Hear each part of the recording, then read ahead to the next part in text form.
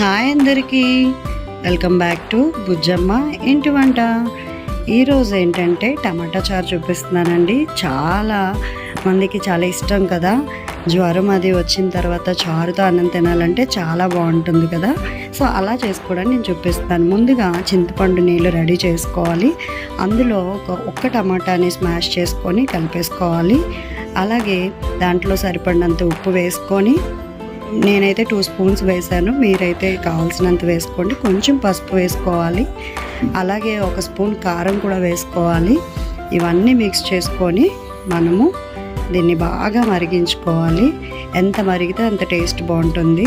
ఈలోపు వెల్లుల్లిపాయలు ఒక దాంట్లో వేసుకొని, కొంచెం జీలకర్ర వేసుకొని, అలాగే కొంచెం ధనియాలు వేసుకొని, 1/2 టీ స్పూన్స్ వాడితే మంచిది, మిరియాలు కొంచెం వేసుకొని బాగా దంచుకోవాలి. ఇలా పేస్ట్ చేసుకున్న తర్వాత ఇప్పుడు స్టవ్ మీద మనం ముందుగా రెడీ చేసుకున్న రసంని పెట్టేసుకోవాలి. అది బాగా బాయిల్ అవుతున్నప్పుడు, ఎందుకంటే ఎంత మరిగితే అంత బాగుంటుందండి, చాలా టేస్ట్గా ఉంటుంది. అలా మరుగుతున్నప్పుడు ఈ రెడీ చేసుకున్న పేస్ట్ని కూడా అందులో వేసేసుకోవాలి. ఇలాగా మరిగే వరకు వెయిట్ చేసి వేసుకుంటే ఇంకా మంచిది.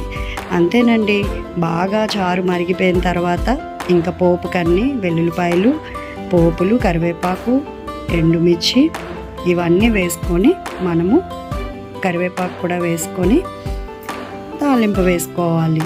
చాలా ఈజీగా ఎంతో టేస్టీగా చారు రెడీ అయిపోయింది. ఇలాంటి వీడియోస్ కోసం సబ్స్క్రైబ్ చేసుకోండి. చాలా చాలా బాగుంటుంది. వేడివేడి అన్నంలో వేసుకొని తిని ట్రై చేయండి. Thank you.